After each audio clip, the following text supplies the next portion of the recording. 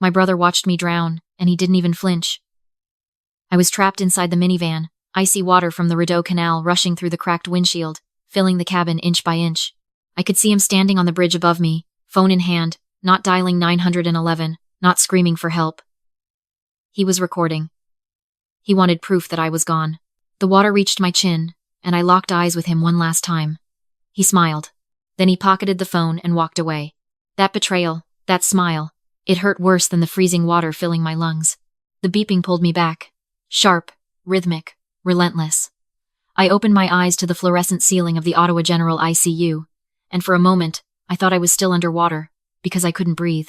A nurse was adjusting my oxygen line. She had kind eyes, but they were nervous. She kept glancing toward the door like she expected someone terrible to walk through it. When she saw I was conscious, she leaned in so close I could smell the coffee on her breath. She whispered that my brother had been here every single day since the accident. Not sitting by my bed. Not holding my hand. He'd been in the administrative wing, pressuring the medical team about my prognosis. He wanted to know exactly how long they had to wait before they could classify me as permanently incapacitated so he could trigger the joint power of attorney over our parents' estate. He wasn't mourning. He was calculating. The nurse told me she had already flagged it with hospital security, because his behavior had made 2 residents uncomfortable. I stared at the ceiling and felt something cold settle in my chest, colder than the canal water. My own brother. My only family. He wasn't waiting for me to recover. He was waiting for me to disappear. My name is Claire. I'm 31 years old. I work as a supply chain analyst for a logistics company headquartered in Mississauga. My entire career is built on tracking patterns, spotting discrepancies, finding the shipment that doesn't belong. And lying in that hospital bed, I realized my brother was a discrepancy I should have flagged years ago. His name doesn't matter anymore. I'll call him what the court documents call him, the accused. But back then he was just Derek, my older brother by 4 years, the one my parents called their miracle, because he came after 3 miscarriages. I was the afterthought, the easy pregnancy nobody planned for. And from the moment I arrived, I existed in his shadow. My hospital gown had slipped off my shoulder, and I could see the faded pink scar that curved along my collarbone. I was 9 years old when that happened. We were at our grandparents' cottage near Muskoka.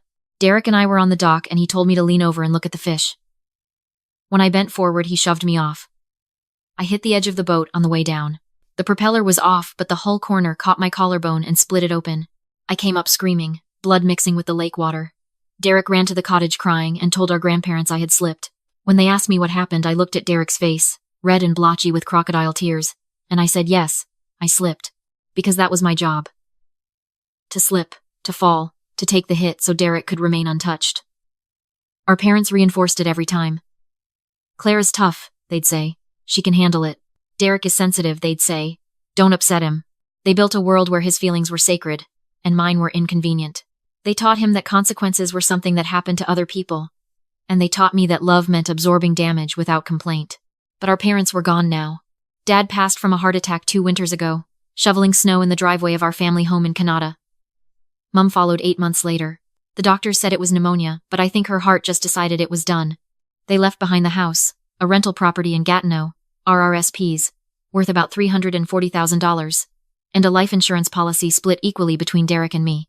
Together the estate was worth just over $780,000. And the moment the will was read, I saw something shift behind Derek's eyes. He didn't look sad, he looked hungry. I pressed the nurse's call button and asked to speak with the patient advocate. Within an hour, I had initiated what the hospital called a confidential status protocol. My name was stripped from the public registry. My room was moved to a different floor. To anyone calling the front desk or checking visitor logs, I didn't exist. I'd learned from one of my colleagues whose ex-partner had been stalking her that Canadian hospitals are legally obligated under provincial privacy legislation to protect patients who feel threatened. The system worked. Within a day, Derek showed up at the nurse's station demanding to see me and was told there was no patient by that name currently admitted. The security camera footage showed him pacing the lobby for 40 minutes, making phone calls, his face getting redder and redder. He left. And I got to work. I called 2 people from my hospital bed. The first was Margaret Chen, the estate lawyer who had handled my parents' will. Margaret was a small woman with silver hair and the demeanor of someone who had seen every variety of human greed and was no longer impressed by any of it. The second was Anil Kapoor, a licensed private investigator I'd found through my company's corporate security team. Anil was expensive, but he was thorough. And thorough was exactly what I needed. Anil delivered his preliminary report in 72 hours. What he found made my blood go cold. Derek wasn't just greedy. Derek was drowning.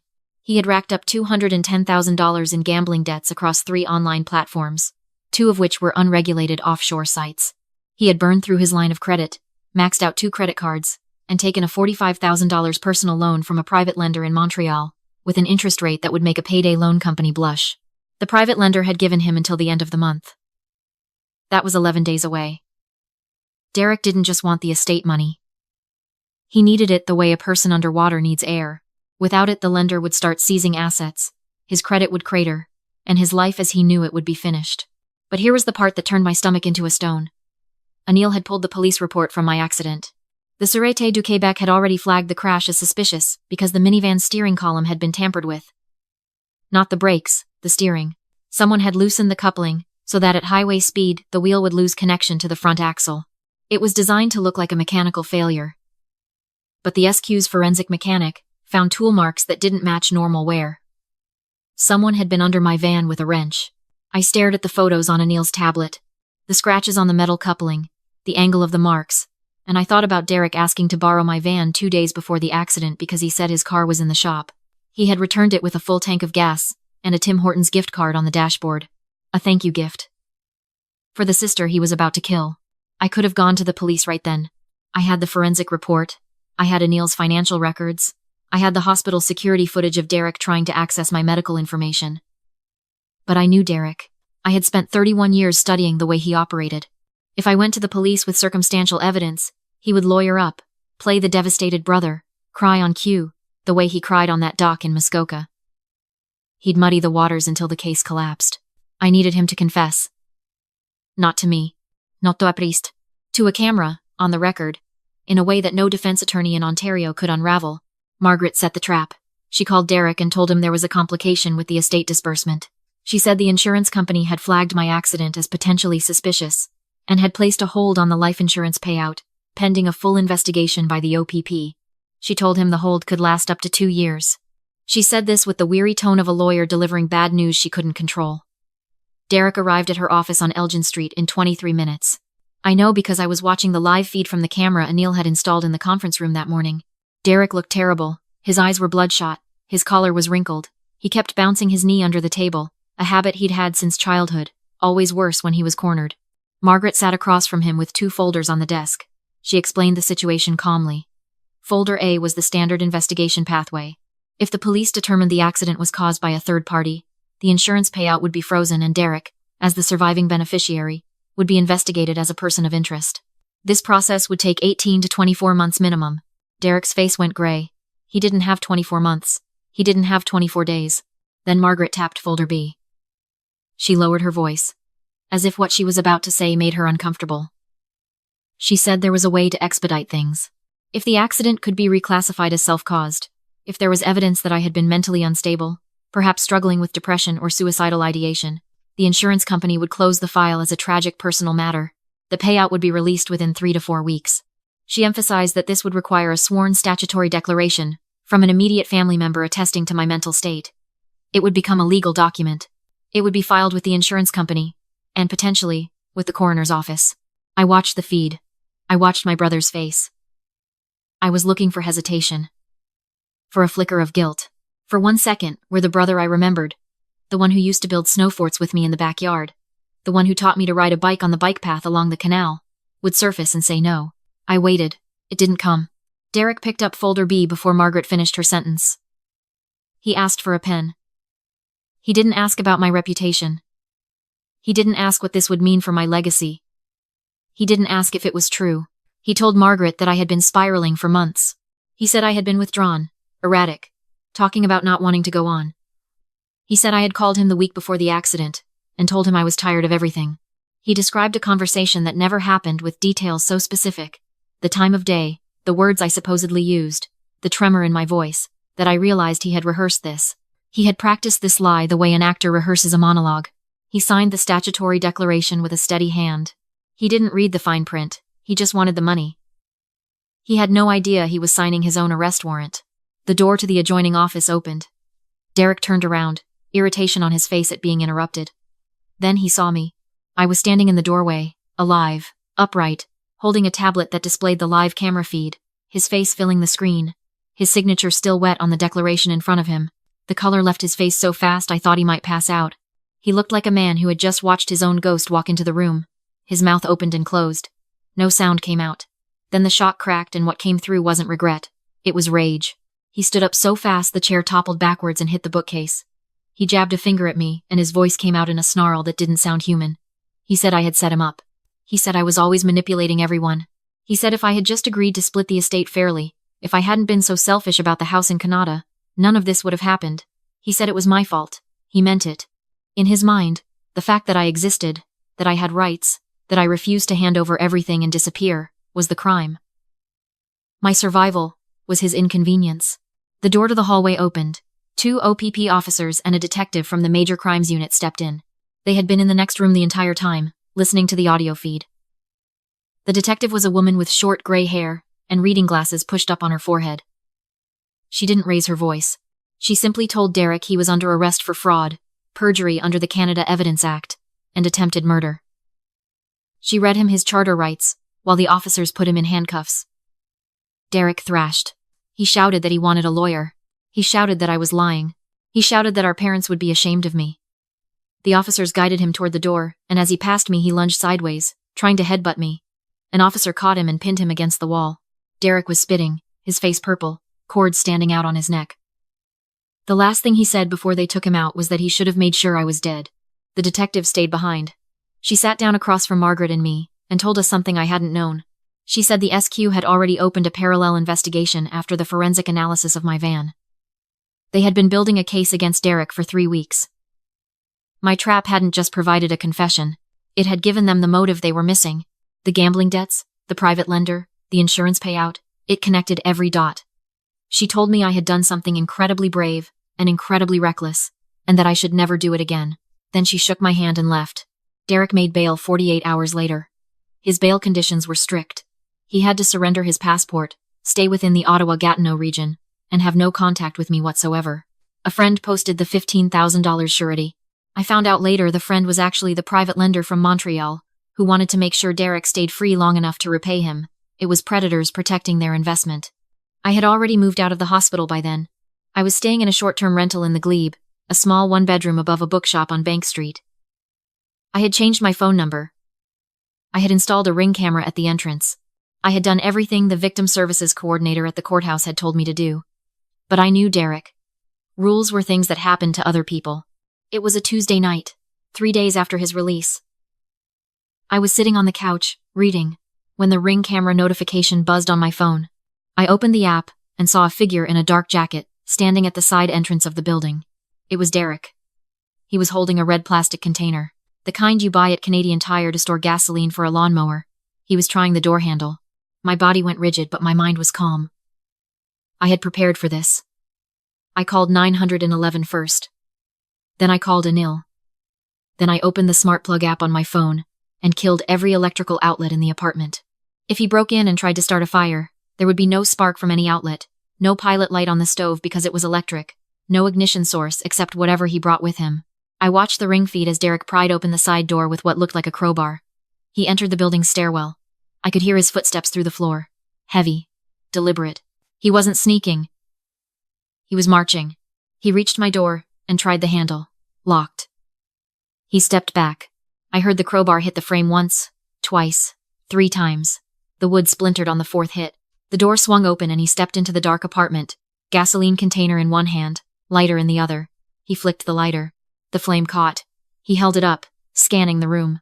That was when the hallway lit up with red and blue. The Ottawa Police Service Tactical Unit had arrived in under 6 minutes. Officers came through the broken door behind him. Derek spun around, the lighter still burning in his hand. They ordered him to drop it. He didn't. He threw the lighter toward the couch. It bounced off the cushion and landed on the hardwood floor, the flames snuffing out on impact. The officers tackled him. It took 3 of them to pin him down. He was screaming that I deserved it. That I had ruined his life. That I was a parasite who had stolen everything from him. I wasn't in the apartment. I was sitting in Anil's car across the street, watching the police lights paint the snow blue and red. I was shaking. Not from fear, from the weight of finally seeing the truth without any filter, without any childhood loyalty softening the picture. My brother wanted me dead.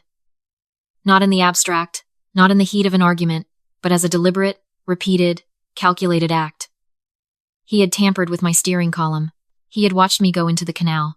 He had tried to have me declared incapacitated. He had signed a false declaration.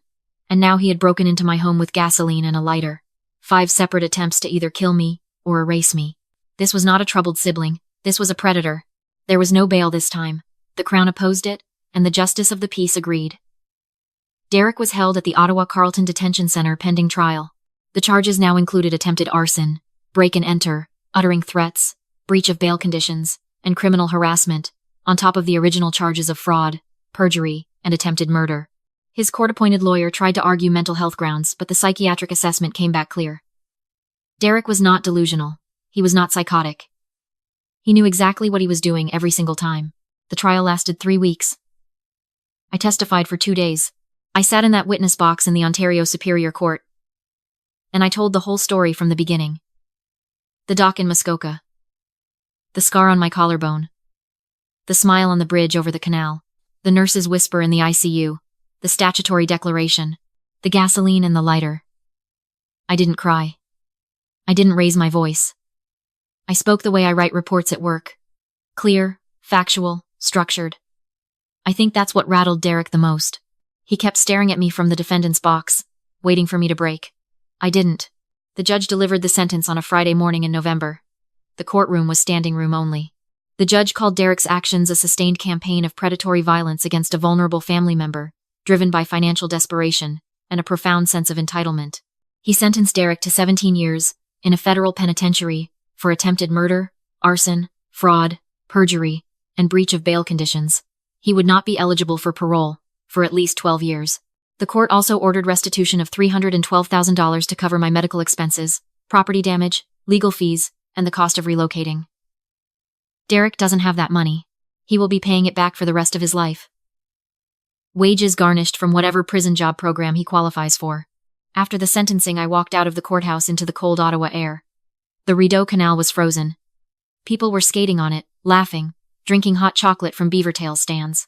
Life was just continuing. I stood on the bridge, the same bridge Derek had stood on when he watched me go into the water, and I looked down at the ice. I felt nothing, not triumph, not sadness, not relief, just stillness. The kind of stillness that comes when the noise that has defined your entire life suddenly stops, and you realize the silence is not empty. It's full. It's yours. 3 months after the trial, a letter arrived at my new apartment in Westboro. Plain white envelope, Correctional Service of Canada stamp in the corner. Derek's handwriting on the front. The old Claire, the one who spent 31 years absorbing his damage, smoothing his path, making excuses for his cruelty, that Claire would have ripped the envelope open. She would have searched every line for an apology. She would have found some half-hearted phrase and convinced herself it meant he had changed. She would have written back, but I am not that person anymore. I know exactly what's in that envelope. A list of reasons why everything is my fault. A recounting of how hard prison is. An appeal to my guilt. A hook designed to drag me back into his orbit, back into the role of the sister who absorbs, who forgives, who takes the blame. I picked up the envelope and dropped it into the recycling bin on top of yesterday's Ottawa Citizen and an empty carton of oat milk. It was not a ritual. It was not symbolic. It was just waste removal, sorting the recycling. And in that moment, standing in my kitchen with the morning light coming through the window and the smell of fresh coffee in the air, I knew I was free. Not because Derek was locked away, but because he no longer occupied any space in my mind. Indifference is a more devastating weapon than anger will ever be. Anger means they still have power over you. Anger means you are still tethered to them by the very pain they caused. But indifference, true indifference, means the cord is cut. They are not your villain anymore. They are not your project. They are not your responsibility. They are simply a person you used to know, who made choices that removed them from your life. I'm telling you this not because I want applause. I'm telling you this because I know there is someone watching right now who is living the version of this story that hasn't reached its climax yet. You are the one smoothing things over at family dinners. You are the one lending money you will never see again. You are the one making excuses for behavior that would horrify you if a stranger did it. You are the one lying awake at night wondering if you are the problem. You are not the problem. Here is what I learned in the wreckage of that minivan at the bottom of the Rideau Canal. Blood is not a contract. We are taught from childhood that family is sacred, that blood is thicker than water, that you stand by your own no matter what. But a bond that only works in one direction is not a bond. It is a leash. The word brother, the word sister, the word mother, the word father. These are titles that are earned through consistent behavior. They are not entitlements granted by birth. If someone in your family threatens your safety, your peace, your future, they have forfeited the title. You are not betraying them by walking away. They betrayed you first. Silence is your greatest weapon. I spent decades arguing, explaining, defending myself, trying to make Derek understand how his actions affected me. Every argument was fuel for him. Every emotional reaction was a victory. The day I stopped explaining was the day I started winning. Toxic people don't listen to understand. They listen to find leverage. When you go silent, when you stop feeding the machine, they are forced to sit alone with the emptiness they have been projecting onto you. That is the punishment they fear most. Not your anger, your absence. Healing is not forgiveness, it is release.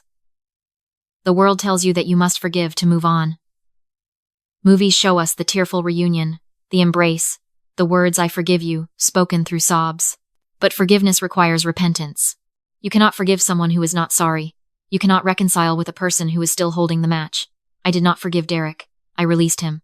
I accepted that he is a person fundamentally incapable of the kind of love I spent my whole life trying to earn from him.